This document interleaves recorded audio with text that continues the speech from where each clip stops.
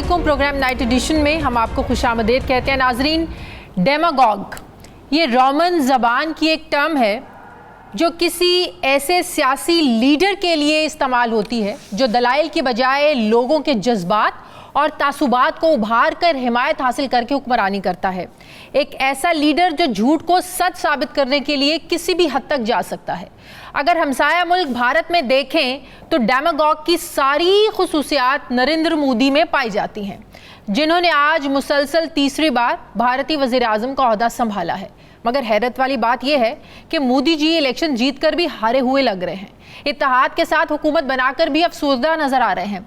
तो दूसरी तरफ उनके हरीफ राहुल गांधी की जमात कांग्रेस इलेक्शन हार कर भी जीत का जश्न मना रही है।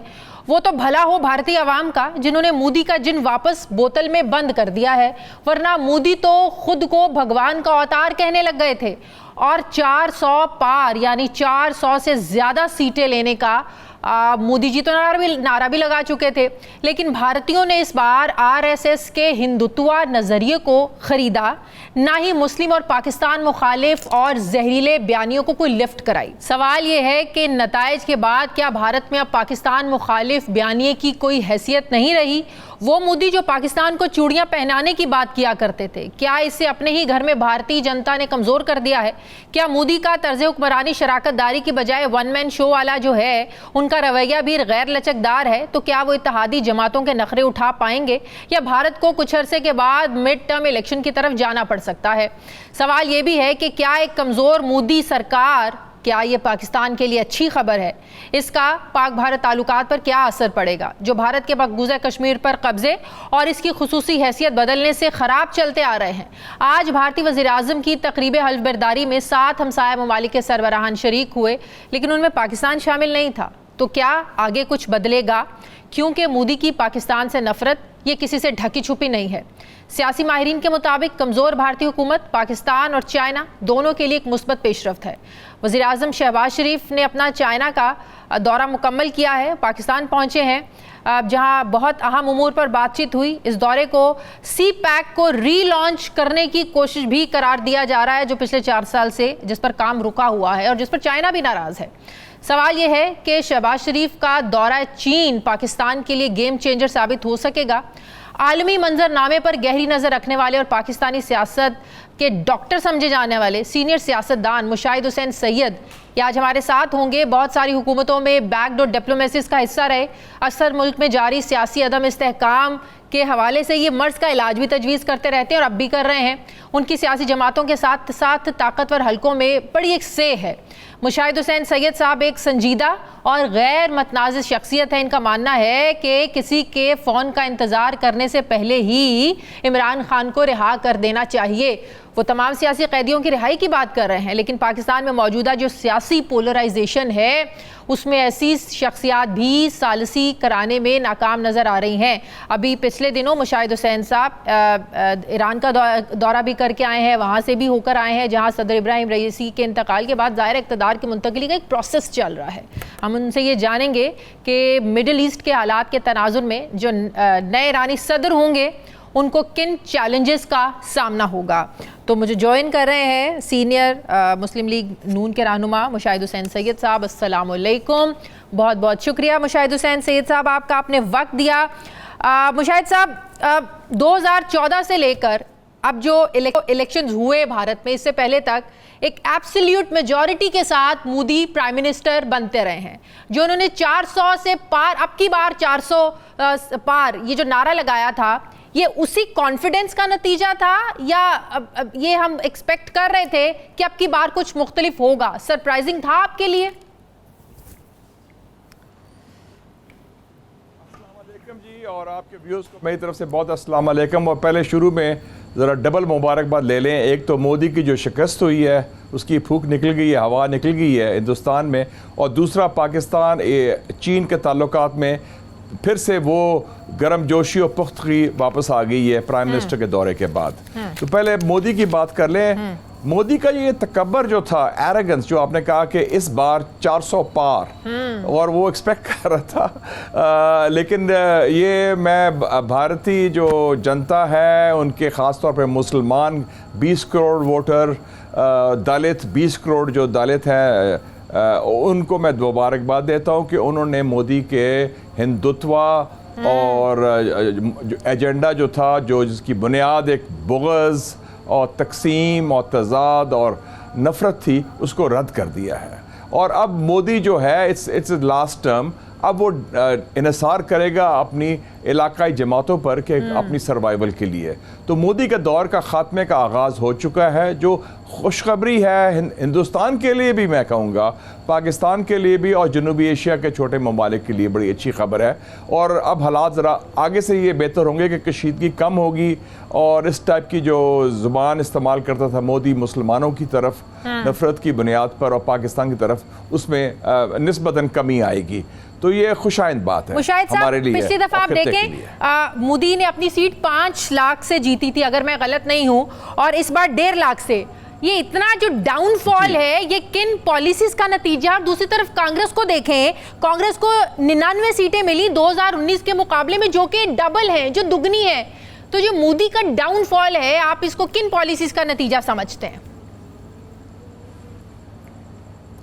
मेरे ख्याल में बुनियादी तौर पर जो इकॉनमी की बात बड़ी की जा रही है हिंदुस्तान में कि बड़ी तरक्की हुई, वो तरक्की के समरात सिर्फ अमीर लोगों तक पहुँचे, और जो मोदी के अपने क्रोनीज थे या कुछ अपर क्लास तबका था, आप देखें ना कि 45% नौजवानों में अनएम्प्लॉयमेंट है, नौकरी नहीं मिल रही, गुर्बत में इजाफा हुआ है, ये खुद वर्ल्ड बैंक के फिगर्स हैं, और 80 करोड़ लोग इस वक्त उसके मोहताज हैं हुकूमत की तरफ से कुछ चावल दे या खाने की अशिया दे।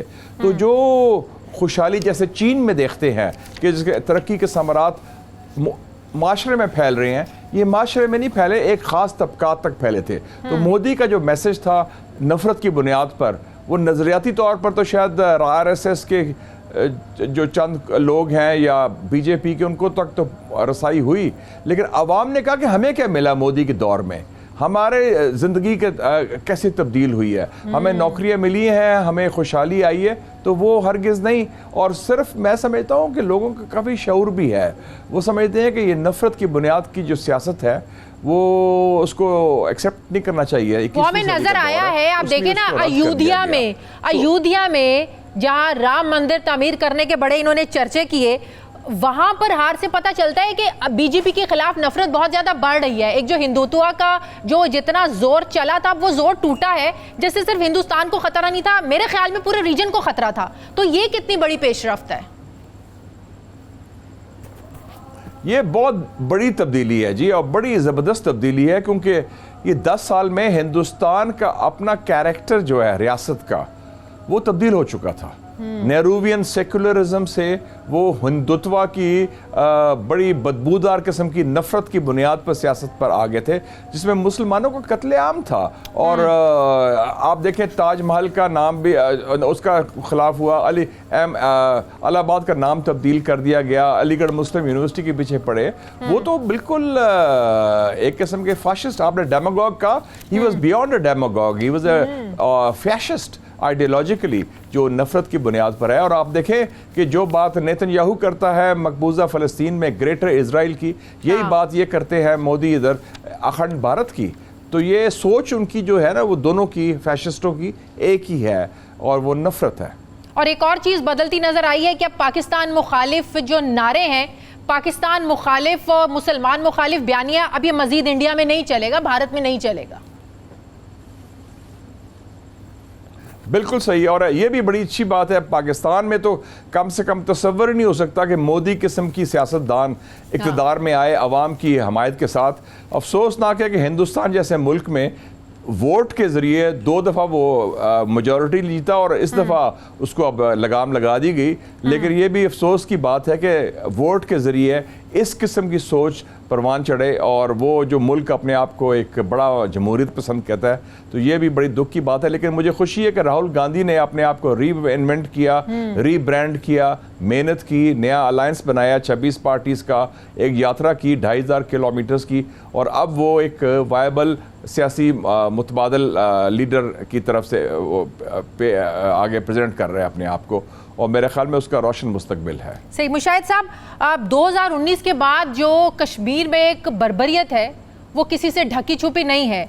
इस बार कश्मीरियों ने भी वोट को बतौर एक टूल, एक हथियार इस्तेमाल किया है। 89 के बाद से हमने देखा जो टर्न आउट था 57-58% रहा, और इस बार टर्न आउट 2019 में जो था 28% था, अगर मैं गलत नहीं हूं, जो मैंने पढ़ा है।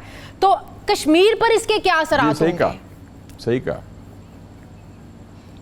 देखिए जी, कश्मीर में बड़ी इंपॉर्टेंट बात हुई कि लोगों ने कहा कि इस दफा हम बॉयकॉट नहीं करते, हमारे पास एक ही हथियार है, वो वोट का हथियार है, जैसे आपने फरमाया। उस वोट के जरिए हम बीजेपी, हिंदुस्तान का नाजायज और गैर कानूनी कब्जा मकबूजा कश्मीर का, और ये नफरत की सियासत को रद्द करें। आप देखें उन्होंने किसको इलेक्ट किया? इंजीनियर रशीद, जो तिहाड़ जेल में है, एक फ्रीडम फाइटर। उसके दोनों बेटे इलेक्शन कैंपेन चला रहे थे। श्रीनगर में किसको इलेक्ट किया? रूहुल्लाह मेहदी, जो बड़ा एक नाकद है, जो क्रिटिक है इंडियन ऑक्यूपेशन का। तो इस किस्म के लोग आगे उभरे, जो जिनकी शनाख्त क्या है कि वो हिंदुस्तान के कब्ज़े के, वो आज़ादी के वो परवाने हैं, और वो एंटी बीजेपी हैं। तो उनको उन्होंने पहुंचा। तो ये मैं समझता हूँ कि इलेक्शंस मकबूजा कश्मीर में is a big slap on the face of the BJP and RSS. तो उन्होंने रद्द कर दिया इलेक्शन के ज़रिए। जिस तरह इलेक्शन हुआ था फ़लस्तीन में 2006 में गाज़ा का, उसमें भी हमास इलेक्शन के ज़रिए, वोट के ज़रिए आई थी, और इजरायली कब्ज़े की उन्होंने उसको रद्द किया था। तो वोट एक बड़ा हथियार होता है मजलूम और महकूम लोगों में, कि कम से कम एक मौका मिलता है कि अपनी राय का इजहार करें, और उन्होंने टिका के खुल के इजहार कर दिया हिंदुस्तान के अवाम ने। और जैसे इस बार 8 फरवरी को पाकिस्तान के अवाम ने किया, वैसे ही हुआ जी। उन्होंने भी सरप्राइज दिया बहुत, और बिल्कुल हैरान करके रख दिया। और मैं समझता हूं कि उसमें भी वोट का जो हथियार था एज अ वेपन इस्तेमाल किया गया। और ये बड़ी खुशाइंद बात है कि पाकिस्तान की अवाम में इतनी बेदारी है, इतनी जान है, इतना करंट है कि they know what is right, what is wrong. सही। अच्छा, ये जो कहा जाता है कि नवाज शरीफ साहब के दौर में ही हमारे भारत के साथ ताल्लुकात जो हैं वो बहुत अच्छे रहे हैं, और नवाज शरीफ साहब ही वो शख्सियत हैं, उनको देखकर ही जो है, इक़्तिदार में देखकर ही मोदी जो है वो पाकिस्तान के मुतालिक एक पॉलिसी बनाते हैं। तो ये बात किस हद तक दुरुस्त है? और ये भी कहा जाता है कि अगर नवाज शरीफ साहब वज़ीर आज़म बनते तो बड़े गर्म जोशी से मुबारकबाद दी जाती नरेंद्र मोदी को। तो हुकूमत तो अब भी नून लीग की है, भले ही कमज़ोर हुकूमत है, तो कुछ आप समझते हैं कि पाकिस्तान और भारत के ताल्लुकात में कोई बेहतरी हो सकती है? देखिए जी, पहली बात है कि जो ताल्लुकात ममालिक में होते हैं वो रियासत के दरमियान होते हैं, उनकी बुनियाद मफादात होती है, ना कि ज़ातियात के ज़ाती यारी दोस्ती नहीं होती कि यार तुम मेरे यार हो, आओ, या गपशप मारते हैं। हाँ, मियाँ साहब के दौर में ये ज़रूर हुआ था। 1999 में अटल बिहारी वाजपेयी आए थे बस में, और वो एक बड़ी पॉजिटिव बात थी। और वो उस वक्त मैं वज़ीर इत्तलात था, तो मैं उनका वज़ीर मेहमानदारी था, और उन्होंने आके ख़ास तौर पे जो तहरीक पाकिस्तान के हवाले से मीनार पाकिस्तान में आके मोहर लगाई, तस्दीक लगाई कि हम पाकिस्तान को तस्लीम करते हैं अपने दिल के। तो वो एक, और अटल बिहारी वाजपेयी मैं समझता हूँ एक बड़े अजीम मुदब्बिर थे, स्टेट्समैन थे, उनका बड़ा विजन था। मोदी तो एक बड़ा फैशिस्ट किस्म का बंदा है, और इसकी तो नज़रियाती फॉरेन पॉलिसी है टुवर्ड्स पाकिस्तान। इसमें मुबारकबाद दें या ना दें, उसका जो बोगज़ है वो ख़त्म नहीं होगा। और वो बोगज़ का अक्कासी सबसे बड़ी है कि जब वो चीफ मिनिस्टर गुजरात था 2002 में, 1000 मुसलमानों का कत्लेआम हुआ अंडर हिज वॉच। तो मोदी के हवाले से ये कहना कि कोई होता तो बड़ा फ़र्क पड़ता है, इससे गिव एंड टेक होता है बेसिस ऑफ इंटरेस्ट और रियासती। लेकिन यारी तो हमने नवाज शरीफ साहब के साथ देखी है ना, जब शादी पे पाकिस्तान आए थे और वहाँ वापस जाके हमारे सिक्योरिटी सिस्टम पर, सिक्योरिटी पर बड़ी वो मजाक उड़ा कर बातें करते थे। तो वो यारी तो हमने देखी हुई है। हाँ, तो वही, हाँ, वो तो आपने मोदी का तो वही अप्रोच है ना उसका। उसकी तो अभी भी जो आपने स्पीच सुनाई, उसकी कितना उसने था बोगज़ उसके अंदर, कितना था कि पाकिस्तान के हवाले से। लोग कहते हैं कि इंडिया को परवाह नहीं पाकिस्तान की, they are obsessed with Pakistan. Pakistan छोटा मुल्क है हिंदुस्तान के मुकाबले में। वो सोचते हैं हमेशा हमारे यहाँ हमारे इलेक्शन कैंपेन में इंडिया का जिक्र नहीं होता। We are very confident and large hearted people. India के जो एक बड़ा मुल्क तो है, लेकिन दिल बहुत छोटा है, और उनका फोकस ही पाकिस्तान था। सारी सियासी कैंपेन में मोदी ने पाकिस्तान और मुसलमानों को टारगेट बनाया। इससे पता चलता है कि उनकी ज़हनियत क्या है, कि इतना उनको खटकता है पाकिस्तान का एक आज़ाद मुल्क का रहना और पाकिस्तान का न्यूक्लियर प्रोग्राम, पाकिस्तान की जो शनाख्त है, पाकिस्तान के लोगों में जो जान है। तो ये ना भूलें कि वो उनको ऐसे लोगों ने 1947 हमारी आज़ादी को अभी तक कबूल नहीं किया। ये अखंड भारत सोच वाले लोग हैं। बिल्कुल से। अच्छा मुशाहिद साहब, अब ज़रा चाइना के विजिट की तरफ आते हैं। चाइना का प्राइम मिनिस्टर का दौरा, जिसमें आर्मी चीफ भी साथ थे, 5 दिन का दौरा, आर्मी चीफ का साथ होना कितना सिग्निफिकेंट है। फिर एक मैसेज जाना कि एक पेज पर होना हुकूमत का और अस्करी क़यादत का, क्योंकि आपको पता है जब दुनिया ने किसी मुल्क में सरमायाकारी करनी होती है तो सबसे पहले देखा जाता है कि वहाँ स्टेबिलिटी कितनी है, इस्तेहकाम कितना है। और आजकल तो पाकिस्तान का जो सियासी अदम इस्तेहकाम है, इस पर सवाल बहुत ज़्यादा उठाए जाते हैं, इवन कि IMF ने इस पर बात की। तो कितना ज़बरदस्त मैसेज था चाइना के लिए, दुनिया के लिए, कि हमारी अस्करी क़यादत और हमारी जो सिविल क़यादत है वो एक पेज पर है। देखिए जी, ये मैं समझता हूँ कि सबसे अहम दौरा था इस मौजूदा हुकूमत के टेन्योर का, और ये बड़ी अच्छी बात है, मैं तो वेलकम करता हूँ। मुस्बत बात थी कि army chief general Asim Munir खुद मौजूद थे उस मीटिंग में जो सदर शी जिनपिंग के साथ हुई, जो सबसे अहम मीटिंग थी, क्योंकि उसमें एक मैसेज कन्वे किया उन्होंने कि पाकिस्तान का पूरा जो निज़ाम है, चाहे खाकी हो या मुफ्ती हो, वो मिल के चाइना के साथ ताल्लुकात को अव्वलीन तरजीह देते हैं, नंबर 1।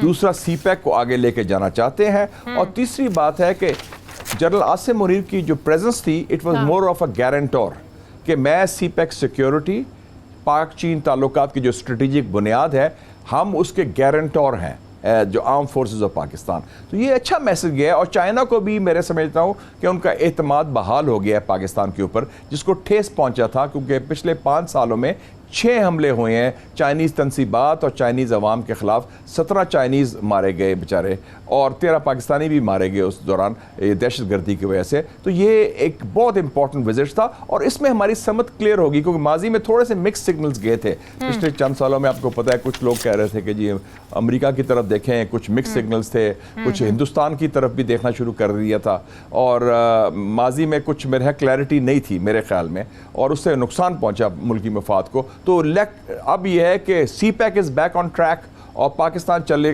चाइना ताल्लुकात, जो जॉइंट स्टेटमेंट आई है वो आप पढ़ लें।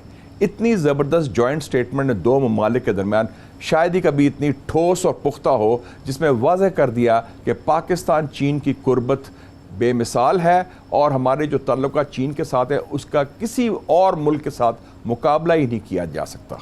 तो आप समझते हैं कि CPEC का मामला, जो एक नाराज़गी भी थी, आपको याद होगा नवाज शरीफ साहब के दौर में बड़े मसाइल पैदा हो गए थे CPEC को लेकर, इस्टेब्लिशमेंट और ज़ाहिर है सिविल हुकूमत के दरमियान, नवाज शरीफ साहब के दरमियान। इस्टेब्लिशमेंट उस वक्त की कहती थी कि मामलात हमारे हाथ में होने चाहिए, जबकि नवाज शरीफ साहब कहते थे कि ज़ाहिर है कि सिविलियन प्रोजेक्ट है, ये हमारे हाथ में होना चाहिए। तो फिर बाद में आपको पता है, अभी आपने जनरल आसिम बाजवा साहब का जिक्र किया, उनके हाथ में मामला गए, लेकिन उसके बावजूद भी काम उसके बाद रुका रहा जब इमरान खान साहब की हुकूमत आई। तो अमेरिका के तो कंसर्न्स भी आज भी तो वही होंगे ना CPEC के, तो क्या गारंटी है कि अमेरिका अब रुकावटें नहीं डालेगा? देखिए जी, वो उसमें कोविड भी आ गया था, उसके भी इश्यूज थे, और हुकूमत की तब्दीली आई कि मियाँ साहब के खिलाफ सॉफ्ट कू हुआ, उनको निकाल दिया गया, उनको जेल डाल दिया गया। वो भी कैद नाहक थी, जैसे अब है कैद नाहक। तो वो फिर इमरान खान साहब की गवर्नमेंट आई, उसमें भी बाद में फिर गड़बड़ होगी, बाद में फिर मामलात सेटल डाउन होने में कुछ वक्त लगेगा। तो अब ताल्लुकात जो पाकिस्तान चीन के हैं, मैं समझता हूँ इसमें सब मुतमिन होंगे कि we are on the right track. एक स्ट्रेटेजिक क्लैरिटी है हमारी तरफ से कि हम सही सेमत पर हैं। जहाँ तक अमेरिका का ताल्लुक है, देखें जी, अमेरिका 60 साल पहले जब फील्ड मार्शल अयूब खान सदर थे और जुल्फ़िकार अली भुट्टो फॉरेन मिनिस्टर थे, हमने चीन से उस वक्त दोस्ती शुरू की 1963। और चीन के खिलाफ अमेरिका भी था, सोवियत यूनियन भी था, लेकिन हमने कहा हमारे मफाद में है ये ताल्लुक, हम इसको आगे बढ़ाएंगे। तो हमने अमेरिका की परवाह नहीं की। जब हमने न्यूक्लियर बम बनाया, हमने अमेरिका की परवाह नहीं की। जब हमने ईरान से दोस्ती की इंकलाब के बाद, तो हमने अमेरिका की परवाह नहीं की। तो हमें मालूम है कि क्या रेड लाइन है, जो हमारे कोर मफादात हैं उसके तहफ़्फ़ुज़ के लिए हम अमेरिका की परवाह नहीं करते, और ये हमारे तारीख़ी पस मंज़र है। चीन, न्यूक्लियर बम, ईरान, उसकी ज़िंदा मिसालें हैं। और अब भी हम अमेरिका की परवाह नहीं करेंगे। अमेरिका ने कहा है कि इस खत्ते में उनका बेहतरीन दोस्त हिंदुस्तान है और बदतरीन दुश्मन चीन है, हम उससे इत्तेफाक नहीं करते। ये गलत लाइन है, हम इसको रद्द करते हैं और हम समझते हैं कि चीन हमारा लेकिन फिर भी हमारी आर्म ट्विस्टिंग आईएमएफ के जरिए अमेरिका करता है, तकवीयत है, वो हमारी एक बहुत बड़ी कमजोरी है। आईएमएफ से कर्जा लेना, अमेरिका वाया आईएमएफ पड़ता है पाकिस्तान को हमेशा। वो हमारी नालायकी है जी, कमज़ोरी से अलावा नालायकी भी है कि हम अपने अंदर जो सिस्टम है माइशी निज़ाम उसको चलाने में नाकाम रहे हैं। गलत इक़्तिसादी पॉलिसीज़ की वजह से सिर्फ मरात मिलते हैं अमीर लोगों को, रूलिंग क्लास को, और अवाम को कुछ नहीं मिलता, और बार बार हम जाते हैं IMF के बाद। तो अब उम्मीद रखता हूँ कि ये आखिरी तवाफ़ होगा IMF का। अब काफ़ी हो गया IMF के आगे पीछे करना। हमारे पास इतने वसाइल हैं, आप चीन है, रूस है, वस्ती एशिया है, ईरान है, अब सारा इस खत्ते में एक इतनी बड़ी इंकलाबी तब्दीली आ रही है। आप उसका हिस्सा बने और उसके जो समरात हैं, इक़्तिसादी समरात, उसका फ़ायदा उठाएँ आप। सही। मुशाहिद साहब, अभी आप ईरान से होकर आए हैं, ज़ाहिर है वहाँ एक अभी सानहा हुआ है, वहाँ पर अभी नए इक़्तिदार की ज़ाहिर है मुंतकिली, उसका एक प्रोसेस है। तो इस सारी तब्दीली के बाद मिडल ईस्ट की हालात को आप कैसे देखते हैं? देखिए जी, ईरान इस वक्त बड़े स्ट्रॉन्ग फुटिंग पे है। ईरान में वो बड़ा एक सानिया हुआ, सदर साहब का वो शहादत भी हुई एयर क्रैश में, लेकिन उसी दिन रहबर जो हैं उनके supreme leader Syed Ali Khamenei साहब, आयतुल्लाह उज़्मा, उन्होंने अनाउंस कर दिया कि जनाब ये एक्टिंग प्रेसिडेंट है, फ़लाँ तारीख को इंतखाबात होंगे, ये तारीख़ है नॉमिनेशन पेपर फाइल करने की। उनका सिस्टम बन गया है और सिस्टम वर्क्स। और ईरान का आपने देखे कि फ़लस्तीन इशू हो, अफ़गानिस्तान इशू हो, यमन हो, लबनान हो, शाम हो, इराक हो, हर जगह ईरान के बग़ैर पायदार अमन और सलामती कायम नहीं हो सकती। तो Iran is a very major regional power, और हम भी एक रीजनल पावर हैं अपने राइट पे जनूबी एशिया में। तो हमें ईरान के साथ कुर्बत बढ़ानी चाहिए, पाइपलाइन बनानी चाहिए। पाइपलाइन बनेगी अगर, तो हमारा जो गैस जो है वो 40% उसकी कॉस्ट होगी, जो अब हम LNG वगैरह ख़रीद रहे हैं। तो हमारा तो कौमी मफाद में है। तो हम मेरे ख्याल में अपना इस खत्ते के हवाले से मैं कहता हूँ फॉरेन पॉलिसी बनाए जिस बेस्ड ऑन रीजनल रीसेट, ख़ास तौर पे चीन, ईरान और अफगानिस्तान के साथ कुर्बत बढ़ाने की ज़रूरत है, और वस्ती एशिया ममालिक के साथ, और प्लस सऊदी अरेबिया, UAE और कतर तो आपके साथ हैं ही हैं। सही। आखिरी सवाल मुशाहिद साहब, क्या आज भी आपको यही लगता है कि अगर खुद से इमरान खान को रिहा नहीं किया, बाहर से कॉल आएगी, और बेहतर यही है कि बाहर से कॉल आने से पहले इमरान खान को रिहा करें, सियासी कैदियों को रिहा करें? क्या आप क्यों इतना कॉन्फिडेंट हैं कि बाहर से कॉल आएगी? देखिए जी, हमारा वतीरा रहा है कि जब बाहर से कॉल आती है तो हम उसको फिर रिस्पॉन्ड करते हैं। 1984 में बेनज़ीर भुट्टो सखर जेल में थी, जनरल ज़िया का दौर था, उनको अंदर किया था कैद नाहक में। जब उन्होंने कहा कि जी पीटर गैलब्रेथ एक नुमाइंदा खसूसी भेज रहे हैं अमेरिकन, जिस दिन उसने लैंड करना था एक दिन पहले बेनज़ीर भुट्टो को रिहा करके पासपोर्ट देके लंदन भेज दिया गया। 1988 में जब IGI बनाई गई और पीपल्स पार्टी को रोकने की जनरल ज़िया की वफ़ात के बाद, तो उस वक्त भी इलेक्शन पीपल्स पार्टी जीती थी, लेकिन इंतकाल इक़्तिदार नहीं हो सकता था, नहीं हो रहा था, होने नहीं दे रहे थे। अमेरिका ने 2 नुमाइंदे भेजे, रिचर्ड मर्फी एंड रिचर्ड आर्मिटाज, और उन्होंने कहा जनाब इंतकाल इक़्तिदार करें। और जो मैं कहता हूँ मदर ऑफ ऑल डील्स हुई बेनज़ीर भुट्टो की और इस्टेब्लिशमेंट की। ग़ुलाम इसहाक़ सदर बने, साहबज़ादा याकूब खान वज़ीर ख़ारजा बने, वसीम जाफ़री साहब वज़ीर ख़ज़ाना बने, और बेनज़ीर भुट्टो की गवर्नमेंट शुरू होगी। तो सन 2000 में जब मियाँ साहब को निकाला गया कू के बाद, तो सदर क्लिंटन ने कहा कि मेरा यार है नवाज़ शरीफ, इसको रिहा करें आप, और रिहा करें कि मेरी टर्म ख़त्म हो रही है 20 जनवरी 2001, उससे पहले he should be a free man. उन्होंने ड्यूटी लगाई 3 मुसलमान ममालिक की, UAE, Saudi Arabia, Qatar, consortium बना मुसलमान ममालिक का, और उनको कहा कि आप नवाज शरीफ को रिहा करवाएं। और 10 दिसंबर 2000 को एक त्यारा आया, रॉयल त्यारा सऊदी अरेबिया से, उनको आज़ाद करके ले गया। तो आपने 3 मिसालें आपके सामने हैं कि जब तो बाइडेन की तो अभी तक कॉल नहीं आई, तो फिर एक ही कॉल हो सकती है अगर ट्रंप बन जाते हैं प्रेसिडेंट। बाइडेन तो फारग हो गया ना, बाइडेन तो फेल हो गया और फारग हो गया। उसने तो जो गाजा में जुल्म किए हैं फ़लस्तीनियों के खिलाफ, अमरीकी अवाम उसको वोट नहीं देंगे, वो फारग हो गया।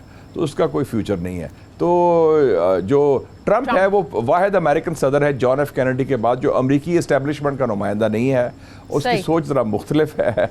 और वो फिर 5 नवंबर को इलेक्शन होंगे, तो उस दिन उस शाम का इंतजार करें। तो उस शाम को इंतजार करने से पहले ही हम सही काम क्यों ना कर दें, ताकि मुल्क में एक दस्ते शफा हो, हीलिंग टच हो, मामला सेटल डाउन हो, इन्वेस्टमेंट आए और मुल्क की गाड़ी आगे चले। हम फंसे हुए हैं कैदी नंबर 804, उसके इर्द गिर्द सारी सियासत घूम रही है, तो हम आगे बढ़ें। बिल्कुल सही। बहुत बहुत शुक्रिया मुस्लिम लीग नून के सीनियर रहनुमा मुशाहिद हुसैन सैयद साहब। सर बहुत बहुत शुक्रिया आपका। मुझे ब्रेक लेनी है नाज़रीन, वापस आते हैं वक्फे के बाद।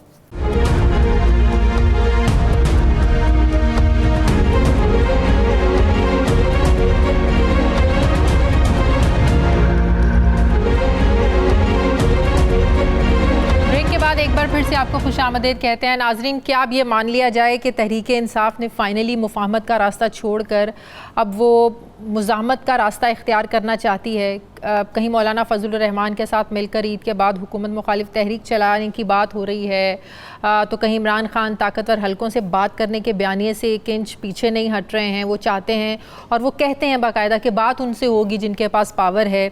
एक तरफ अडियाला जेल में कैद इमरान खान को अदालतों से रिलीफ भी मिल रहा है, नहीं अदालतों से रिलीफ भी मिल रहा है, तो दूसरी तरफ जो हुकूमत है वो नए मुकदमात बनाने की तैयारी कर रही है। यानी मुज़ाकरात होंगे, ना ही सियासी अदम इस्तेहकाम ख़त्म होगा, और सियासी अदम इस्तेहकाम ख़त्म नहीं होगा तो ज़ाहिर है जो फिर एक मुआशी खुशहाली का ख्वाब है या एक जो कोशिश है ये फिर वाकई ख्वाब ही रहेगा, पूरा तो नहीं होगा। एक तरफ हुकूमती पार्टी के सरबरा मियां नवाज शरीफ इंतकामी सियासत ना करने की बात करते हुए इमरान खान को ये पैगाम देते हैं कि रूठे हुए बंदे का रवैया छोड़ें। दूसरी तरफ हम देखते हैं वज़ीर आला KP के जो हैं वो जलसे में खड़े होकर वो आइन तोड़ने वालों को फांसियाँ देने की बात भी करते हैं। क्या कहा कल अली अमीन गंडापुर साहब ने, ज़रा देखिए। पाकिस्तान का आइन तोड़ा गया है। मुल्क इदारों के फैसलों पर नहीं, शख्सियात के फैसलों पर नहीं, मुल्क आइन से चलते हैं, आइन से। इस मुल्क में आइन तोड़ने वाले ये बात सुन लें कि वक्त आएगा कि आइन तोड़ने वाले को जो सजाए मौत की सजा इस आइन में देने का कहा गया है और हम फांसी पे इनको लटकाएंगे। तहरीक इंसाफ ने ईद के बाद हुकूमत के खिलाफ एहतजाजी मुहिम चलाने का ऐलान किया है। सवात में किया गया जलसा इसी एहतजाजी मुहिम का आगाज़ है। तहरीक इंसाफ के चेयरमैन बैरिस्टर गौहर ने इमरान खान की जल्द रिहाई की उम्मीद भी जाहिर की है, और वो कह रहे हैं कि इमरान खान का कहना है कि वो अपने नज़रिए पर खड़े हैं, अपने साथ होने वाली ज़्यादतियों को माफ़ कर दूंगा, लेकिन जो मुल्क के साथ ज़्यादती हैं उसको मैं माफ़ नहीं करूंगा। अब सवाल यह है कि इमरान खान मुल्क के साथ होने वाली कौन सी ज़्यादतियाँ माफ़ करने को तैयार नहीं हैं? ये कौन सा नज़रिया है? कभी ग़ुलामी नामंजूर का नारा, तो कभी मुज़ाकरात होंगे तो सिर्फ इस्टेब्लिशमेंट से होंगे। ये कौन सा नज़रिया है? ख़ुद को पाकिस्तान की सबसे बड़ी सियासी जमात कहने वाले दूसरी सियासी जमातों के साथ बैठना नहीं चाहते हैं। ये कौन सा नज़रिया है? माजी के सबसे बड़े हरीफ मौलाना फजलुर रहमान के साथ सियासी मरासिल नॉर्मल हो जाएँ, लेकिन नवाज शरीफ और जरदारी साहब के साथ इनके साथ फ़ासले तय नहीं हो सकते, फ़ासले कम नहीं हो सकते। फिर ये कौन सा नज़रिया है? 2018 में RTS बैठ जाए तो कोई बात नहीं, लेकिन 2024 में फॉर्म 45 और 47 की तफरीक जो है ये कबूल नहीं है। इस पर बिल्कुल इन्वेस्टिगेशन होनी चाहिए, लेकिन ये कहना कि मैं ज़्यादतियों को माफ़ नहीं करूँगा, जो मुल्क के साथ ज़्यादतियाँ हो रही हैं, तो ये कैसे मुफाहमत का रास्ता अपनाकर मुल्क को आगे लेकर चलेंगे? मैं बात करूँगी, मुझे तहरीक इंसाफ के सीनियर रहनुमा अली मोहम्मद ख़ान साहब ज्वाइन कर रहे हैं। अस्सलाम वालेकुम, बहुत बहुत शुक्रिया अली मोहम्मद ख़ान साहब आपका। अली मोहम्मद ख़ान साहब, अब आप लोग ईद के बाद जो एहतजाजी मुहिम चलाने जा रहे हैं, क्या ये समझा जाए कि मुज़ाकरात जिनकी बात हो रही थी सियासी जमातों के साथ आप लोग बात करना ही नहीं चाहते हैं, नंबर 1। तो ये जो एहतजाजी मुहिम है ये किसके ख़िलाफ़ आप लोग तहरीक चलाना चाह रहे हैं? क्योंकि बात तो आप लोग करना ही इस्टेब्लिशमेंट के साथ चाहते हैं, तो ये जो एहतजाजी तहरीक है ये भी क्या इस्टेब्लिशमेंट के ख़िलाफ़ आप लोग ये करने जा रहे हैं? जी बहुत शुक्रिया। बिस्मिल्लाहिर्रहमानिर्रहीम, अल्लाहुम्मा सल्लि व सल्लिम व बारिक अला सय्यिदिना मुहम्मद व अला आलिहि। एहतजाज किसी भी सियासी जमात का हक है, और ज़ाहिर है हम तकरीबन 2 साल से ज़्यादा हो गए हैं कि हम रेजिस्टेंस में हैं, एहतजाज में हैं। खासकर 9 मई के बाद जितनी फसाइयत का हमें सामना करना पड़ा है, बल्कि कल ही की बात है कि सिंपल सी एक सादा सी एक पॉलिटिकल एक्टिविटी जो बलूचिस्तान में पेशीन के ज़िले बोस्तान के इलाके में हो रही थी, और वहाँ सिर्फ एक पॉलिटिकल वर्कर कन्वेंशन करने पे हमारे एक सिटिंग MNA शहरयार खान अफरीदी और सिटिंग MNA साहिबा शांदाना गुलजार साहिबा, हमारी ILF की टीम के मौज़म भट्ट साहब, बहुत से हमारे लोकल लीडरशिप पे गद्दारी के पर्चे कटें। क्या बलूचिस्तान जो है, क्या ये नो गो एरिया है? क्या पाकिस्तान में एक्टिविटीज नहीं हो सकती? कल आज जो सियालकोट में राना डार साहिबा के घर के बाहर पुलिस गई है, घेरा डाला है, क्योंकि वहाँ वर्कर कन्वेंशन होना था। कल हाफिजाबाद में वर्कर कन्वेंशन हुआ है और उस पर आज पर्चे कटे हैं पंजाब में। क्यों? पंजाब में क्या हो गया? मार्शल लॉ लगा हुआ? क्या अनडिक्लेयर्ड मार्शल लॉ है? इमरजेंसी है? क्या मसला? आईन मुअत्तल है? क्या किसने कानून को हाथ में लिया है? कल जो हाफिजाबाद में हमारा वर्कर कन्वेंशन हुआ है, जिसमें हमाद अजहर साहब और बाकी लीडरशिप शामिल थी, कोई बता सकता है? कोई वहाँ कोई गमला टूटा है? कोई वहाँ कोई स्ट्रीट लाइट्स टूटे हैं? क्या हुआ है? तो इन सारी चीजों को अगर आप देखें तो इसका तो एक ही लगता है कि सब मिलके जो ताकतवर हल्के हैं, जो आपकी मौजूदा हुकूमत है, जो भी निज़ाम है, वो सब ने एक ही तहिया किया हुआ है कि मुल्क का कुछ और चले ना चले, एक काम हमने चलाए रखना है कि तहरीक इंसाफ को हम दीवार से लगाएं। ऐसी हालत में आप मुझे बताएं, हम एहतजाज ना करें तो क्या करें? एहतजाज हमने करना है, पार्लियामेंट के अंदर, पार्लियामेंट से बाहर। मौलाना साहब के साथ मिलकर आप समझते हैं आप लोगों का एहतजाजी जो तहरीक है और ज्यादा मजबूत हो जाएगी? देखिए, मौलाना साहब अगर धांधली के खिलाफ हमारे स्टेज पे आते हैं तो इससे हमारी तहरीक को तक़वियत मिलेगी। तो ये अच्छी बात है, मैं समझता हूँ ये अच्छी बात है, और इसमें माजी की तलखियां बुलानी पड़ेंगी। लेकिन कामरान मुर्तज़ा साहब मेरे साथ थे कल प्रोग्राम में, वो कह रहे थे कि वो ये चाहते हैं कि जो KPK में धांधली हुई है उस हवाले से जो CM KPK हैं वो पेशावर हाई कोर्ट खत लिखें कि इसका ऑडिट करवाया जाए और उसकी खत की कॉपी इलेक्शन कमीशन को भी दी जाए। तो पहले PTI इस पर मान गई थी, लेकिन बाद में इसी पर आप लोग जो है ना वो बात आकर रुक गई थी मौलाना साहब के साथ। तो क्या आप लोग तैयार हैं कि ऑडिट करवाने के लिए आप लिखें पेशावर हाई कोर्ट को? जो मौलाना साहब का भी ज़ाहिर कंसर्न है, वो भी कहते हैं कि KPK में धांधली हुई है उनके साथ। देखिए, जो कोई कमेटी अगर बनी है उस पर बैठ के उसमें फिर बात हो सकती है कि उनके जो नुकात हैं उन पर गौर किया जाएगा। मेरे ख्याल में आगे चलने से पहले कुछ बातें पहले से वाज़ेह होनी चाहिए, और वो ये है कि हमारी तरफ से तो कमिटमेंट है, और मैं ऑन रिकॉर्ड कमिटमेंट दे रहा हूँ अपनी जमात की तरफ से। इस वक्त आपके प्रोग्राम में बैठ के शायद मौलाना साहब मुझे सुन रहे हो या उनकी जमात के जिम्मेदार लोग, कि हमारी प्लेटफॉर्म से जो उनके बारे में कुछ बातें होती थी, मैं कहता हूँ गलत थी, उस तरह अल्फाज नहीं होना चाहिए, अल्फाज नहीं यूज होने चाहिए थे, वो नहीं हुए। काफ़ी जलसे हमारे हुए हैं और वो नहीं होंगे। हमारी तरफ से कमिटमेंट है। इस तरह की चीज़ माजी में इंसान अपनी गलतियों से सीखता है, लेकिन मैं समझता हूँ कि मौलाना साहब की तरफ से भी क्लियर मौक़िफ़ आना चाहिए कि इमरान खान साहब के बारे में जो नामुनासिब बात होती थी, यहूदी एजेंट और पता नहीं क्या अब भी वो उस बात पे कायम है, उससे पीछे हट रहे हैं? अगर अब भी उस बात पे कायम है, फिर मैं अपनी लीडरशिप से कहूंगा कि इमरान खान साहब के खिलाफ अगर ऐसी बात होती है फिर तो आगे सफर नहीं हो सकता। लेकिन अगर वो ताली तो दोनों हाथों से बजेगी। जी, और मुझे उम्मीद है कि मौलाना साहब संजीदा आदमी हैं, पुराने सीनियर सियासतदान हैं, तो ज़रूर इंशाल्लाह मुझे उम्मीद है कि वो उस पर बैक ट्रैक करेंगे। जो कोई गलती हुई है उनसे भी हमें तो एहसास है। जैसे PDM के वो हेड थे, रजीम चेंज में PDM यूज हुई, वो रजीम चेंज के PDM के वो सरबराह थे, उनके नीचे ये सारा कुछ हुआ है, तो क्या उस पर उनको एक पशेमानी है? ये चीज़ें सारे जब हम बैठेंगे उनसे गुफ्तगू होगी, मैं पर उम्मीद हूँ इंशाल्लाह कि अगर हमारी तरफ से कोई गलतियां थी उसको हम ठीक करेंगे, लेकिन उनकी तरफ से अगर कोई इस तरह की चीजें थी, मुझे उम्मीद है वो भी ठीक करेंगे। अगर शुरू से ये चीजें ठीक हो जाएं, मुझे उम्मीद है फिर ये सफर इंशाल्लाह अल्लाह करेगा पाकिस्तान और इस्लाम के मफाद में लंबा चलेगा। अली मोहम्मद खान साहब, यही वो बात है जिस पर ये सवाल उठते हैं कि जब मौलाना साहब के साथ इतनी तलखियों के बावजूद आप लोग मिलकर चलने पर तैयार हो सकते हैं, वाई नॉट जरदारी साहब people's party, why not Nawaz Sharif साहब मुस्लिम लीग नून, उनके साथ मिलकर बैठ कर बात करने को, मुज़ाकरात करने को, सियासी बातचीत से मसाइल ज़ाहिर हल होंगे, क्यों आप लोग तैयार नहीं हैं? दो नुकात हैं इसमें। एक तो मुज़ाकरात मसले के हल के लिए, असीरान की रिहाई, मैंडेट की वापसी, ये इमरान खान साहब ने वाज़ेह मौक़िफ़ दिया है कि इस पर तो किसी से भी बात हो सकती है। तो वो अगर उनकी तरफ से कोई इनिशिएटिव आती है मुज़ाकरात की, कौन सी टीम पिछले 2-3 महीनों में आई है? कोई आई है मुज़ाकरात की? उनकी सीनियर रहनुमाओं की वफ्द आया है, हमसे मिला है? नहीं मिला। हाँ, उनके साथ मिलकर हुकूमत में बैठना मैं समझता हूँ वो बईदस क़यास है, वो मुझे मुमकिन नजर नहीं आता, और वो सोली फाउंडिंग चेयरमैन इमरान खान साहब का प्रोगेटिव है। कि वो क्या फैसला करते हैं। मेरे ख्याल में मौजूदा जितनी पीटीआई की लीडरशिप है, including sitting chairman, general secretary Umar Ayub साहब या बैरिस्टर गौहर साहब या हम लोग जितने भी हैं, मेरे ख्याल में ये वाला फैसला हमारे पे ग्रेड से ऊपर का है और खान साहब का खुद का फैसला है कि उन्होंने उनके साथ फिलहाल तो उनकी नून या पीपल्स पार्टी के साथ मिलकर हुकूमत बनाना बिल्कुल ही कोई मुझे मुमकिन नजर नहीं आता। हाँ, मामलात के हल के लिए कि असीरान की रिहाई हो और मैंडेट की वापसी हो, इस पे तो आपने उन्हीं से बात करनी है जिनसे आपका मामला हो, लेकिन उस पे हुकूमत की क्या संजीदगी है? जब भी बैठे कि मेरी बात सुने, संजीदगी कैसे हो सकती है जब दोनों तरफ से बात होती है via talk shows, via press conferences, ऐसे ही बात होती है। अगर शरायत रखनी भी है तो जाहिर है उसके लिए भी टेबल पर बैठना पड़ेगा, नंबर एक। नंबर दो, आप लोग कहते हैं कि वहां से संजीदा ऑफर क्यों नहीं आती है? जब आप लोग की तरफ से बार बार एक लीडर, दूसरा रहनुमा, तीसरा रहनुमा, जब हर कोई बार बार आगे ये कहता है कि चोरों के साथ नहीं बैठेंगे, चोरों के साथ हाथ नहीं मिलाएंगे, इनसे बात नहीं करेंगे, जिन्होंने मैंडेट चुराया उनके साथ बात नहीं होगी, उधर से कैसे संजीदा ऑफर आएगी?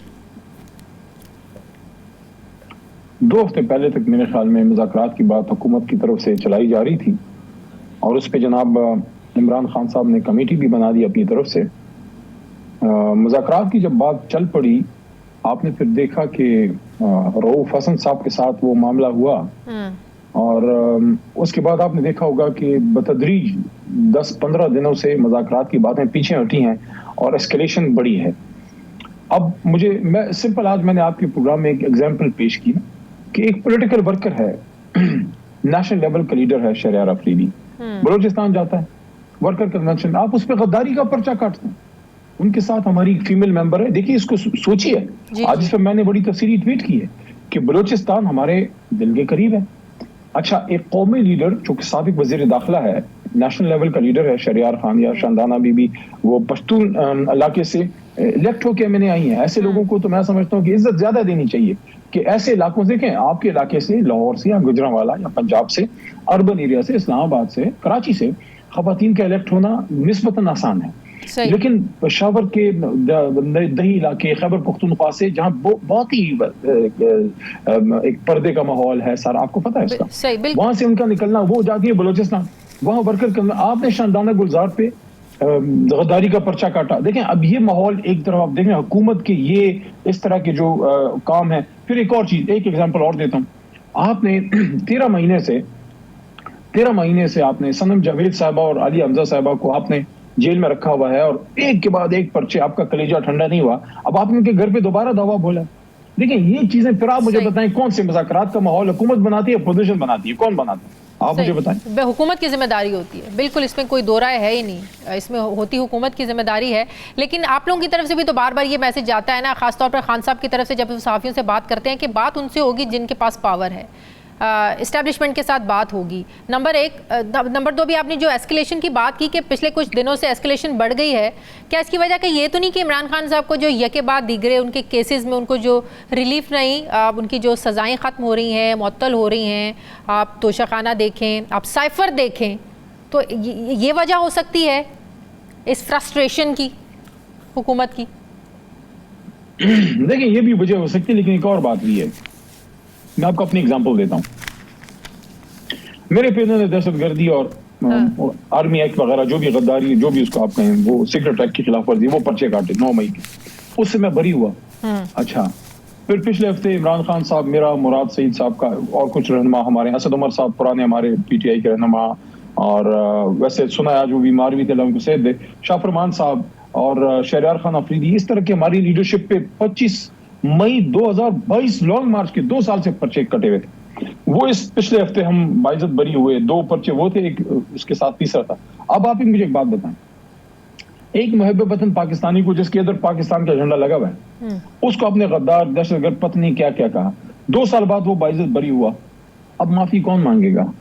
हमारी जो ये एक सुबकी हुई है, उसका रिस्पॉन्सिबल कौन है? देखिए ये मामूली बातें नहीं है। आप कह रहे हैं ना कि रिलीफ मिल रहा है, मैं कह रहा हूं रिलीफ तो मिल रहा है, लेकिन क्या ये रिलीफ इतने साल बाद, जो इमरान खान को आपने तकरीबन 8 महीने 7 महीने आपने साइफर के चक्कर में अंदर डाले रखा, आपने एक साबिक वजीर आजम पे आपने दुनिया में अपनी बदनामी की कि साबिक वजीर आजम को आपने गद्दार और पत्नी क्या का कहा, वो बाइज्जत बरी हुआ, उसके सेल के जो पिक्चर्स आए हैं, शर्म से, अगर किसी को हो तो शर्म से उसको डूब बनना चाहिए कि साबिक वजीर आजम को आपने दहशतगर्दों वाले डेथ सेल में जो है वो रखा हुआ है। तो ये जो हरदसराई की जा रही है, ये जो हजीमत उठाई गई है पॉलिटिकल लीडरशिप से, क्या इसका कोई मदावा है? इसमें कोई माफी मांगेगा? इसके कोई डैमेजेस हैं? तो इस वजह से हम ये कहते हैं कि ये कहना कि कोई रिलीफ मिल रहा है, रिलीफ नहीं मिल रहा, बहुत देर से मिला है। हक हमारा ये था कि इमरान खान एक रात भी ना काटता, बल्कि मैं तो अब ये कहता हूं, एक मिनट, मैं तो अब ये कहता हूं कि साइफर केस से तो इमरान खान बाइज्जत बरी हुए हैं, अब साइफर पे एक और केस बनना चाहिए कि किन लोगों ने बैनुल-अक़वामी ईमा पे रजीम चेंज किया, अब इस पे एक साइफर केस दोबारा बनना चाहिए। अब उन लोगों से सवाल करें जो इस साजिश में बैनुल-अक़वामी मुदाखलत में इन्वॉल्व थे। बहुत शुक्रिया अली मोहम्मद खान साहब, तहरीक इंसाफ रहनुमा, बहुत शुक्रिया आपका। मुझे ब्रेक लेनी है नाज़रीन, वापस आते हैं वक्फे के बाद।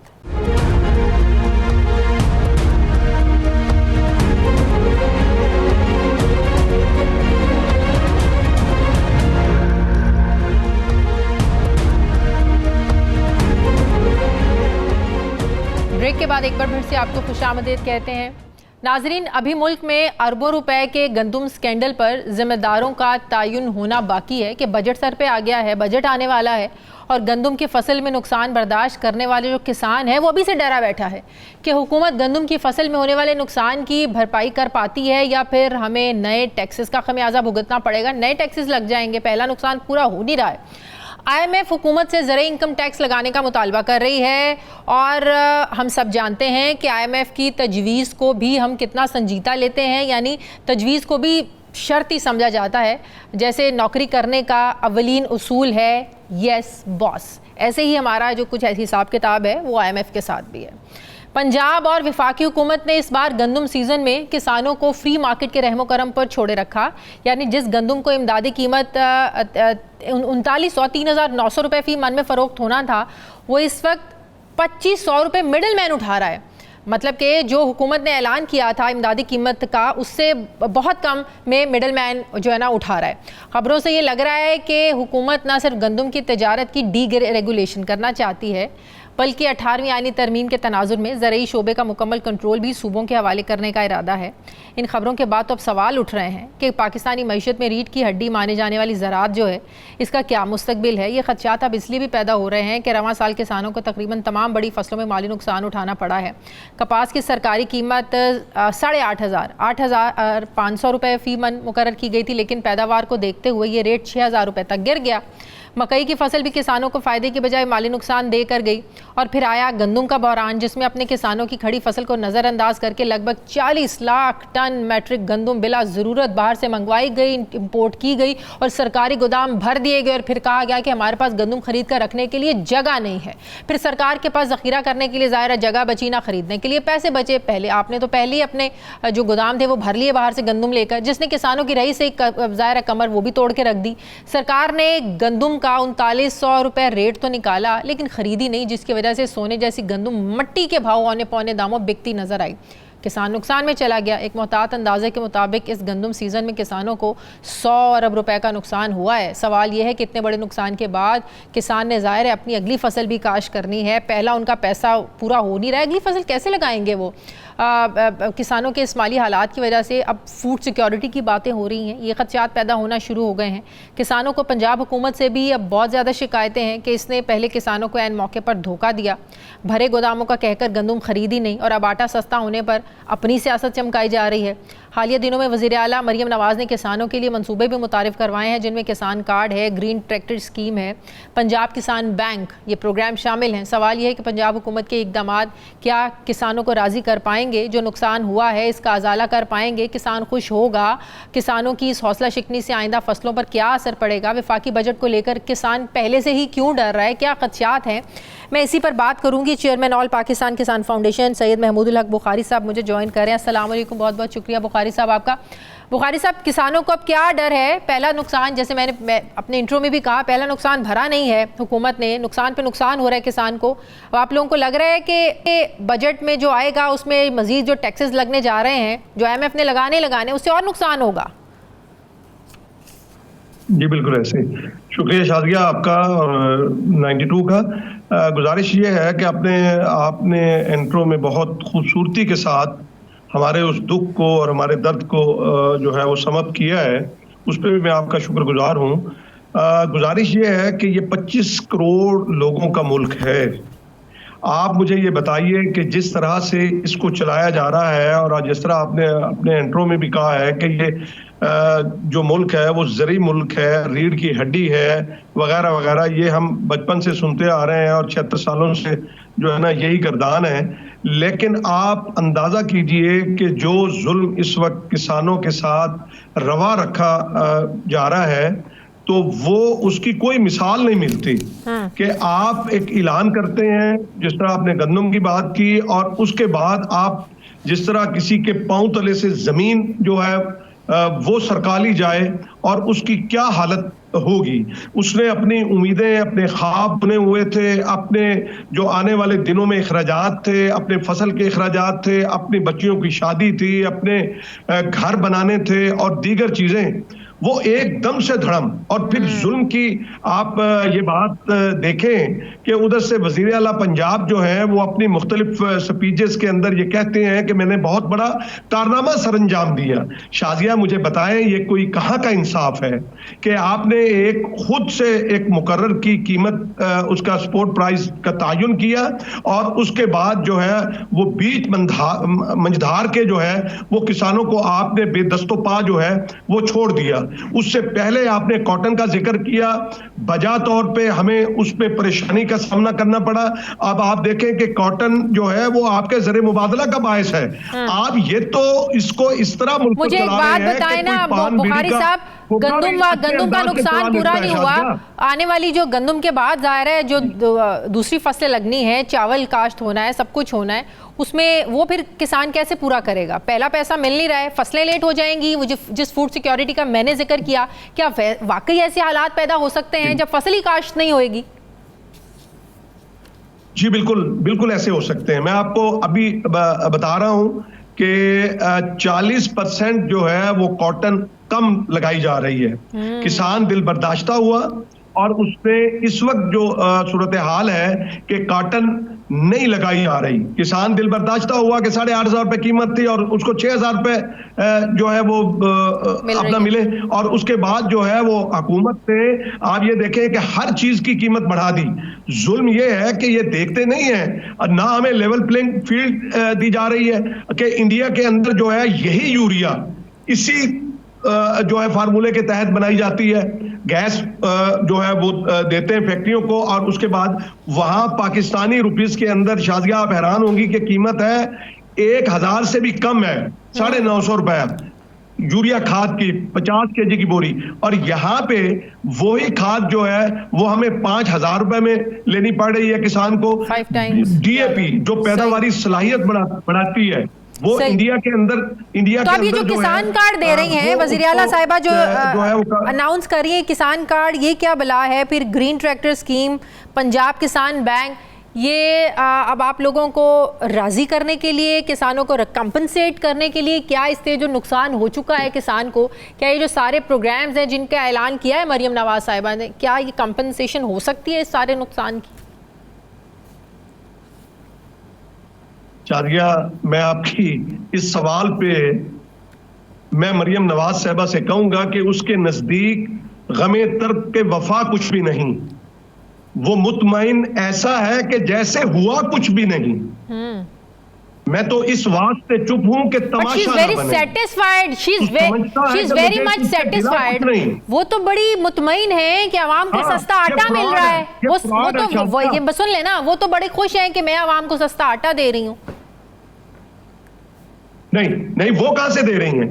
वो हमारा गला काट के हमारे खून से जो है वो ये आटा आवाम को पहुंच रहा है। आप मुझे ये कहा की शराफत है कि आप 6 करोड़ जो किसान है उसको आप जिबा करके और आप ये क्रेडिट लेने जा रही हैं। हम तबाह हो गए शाजिया, हम बर्बाद हो गए, हम तो मातम कुना हैं। मुझे बताएं कि ये जो हमारी वजीर आला साहबा है बड़े फख्र के साथ ये बात कहती हैं कि आपने देखा मैंने अब हमें रहमो करम पे छोड़ा है। ये इसी तरह जिस तरह हमारे ऊपर जो है वो नमक मिर्च लगा के भेड़ियों के आगे फेंक दिया। ये कहते हैं फ्री मार्केट। शाजिया, आपने भी अपने इंट्रो में जिक्र किया।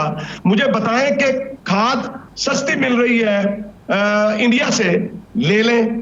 पेट्रोल सस्ता मिल रहा है ईरान से आप फ्री मार्केट है ना, तो आप वहां क्यों नहीं फ्री मार्केट करते? और फिर इन्होंने जुल्म किया कि वो गंदम बाहर से मंगा ली।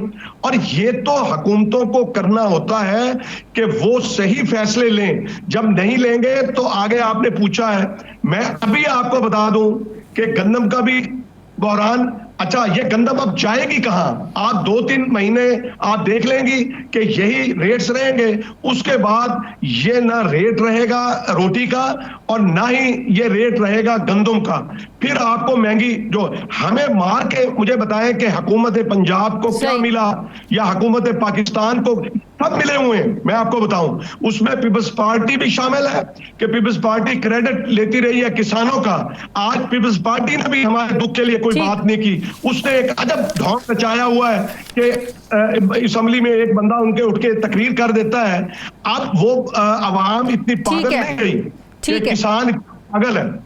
बहुत शुक्रिया चेयर, बहुत शुक्रिया वक्त है, बहुत शुक्रिया चेयरमैन ऑल पाकिस्तान किसान फाउंडेशन सैयद महमूदुल्लाह बुखारी साहब मेरे साथ हैं, बहुत शुक्रिया आपका। नाज़रीन जाने से पहले मैं अपनी टीम का नाइट एडिशन का शुक्रिया अदा करना चाहूँगी। मेरी जो सारी टेक्निकल टीम है उनका शुक्रिया अदा करना चाहूँगी। जब मैं अभी प्रोग्राम के लिए आ रही थी तो इन्होंने मुझे बताया, मुझे याद नहीं था कि हमारे प्रोग्राम के आज 1500 प्रोग्राम पूरे हो गए हैं। तो भी मेरी टीम ने सेलिब्रेट भी किया। ज़ाहिर है एक एंकर अपनी पूरी टीम के बगैर कुछ नहीं होता है। ये आप लोगों का कॉन्फिडेंस है हम पर, मेरी मैनेजमेंट का कॉन्फिडेंस है कि नाइट एडिशन की 1500 जो प्रोग्राम हैं वो मुकम्मल हो गए हैं। 10 साल का अरसा बहुत एक बड़ा अरसा होता है। आप लोगों की दुआओं से, आप लोगों की सपोर्ट से ही हम सब ये करने में कामयाब हो रहे हैं। इंशाल्लाह आगे भी ऐसे ही करते रहेंगे। मेरी पूरी टीम को, नाइट एडिशन की जो टीम है, मेरी पूरी जो टेक्निकल स्टाफ है, सबको मुबारकबाद। और आप लोगों का बहुत शुक्रिया, आप लोगों की सपोर्ट से हम ऐसे ही काम करते रहेंगे, आगे बढ़ते रहेंगे। बहुत शुक्रिया। प्रोग्राम का वक्त ख़त्म हो गया है, फ़ीडबैक ज़रूर दें, अपना ख्याल रखें। मुझे इजाज़त दें, अल्लाह हाफ़िज़।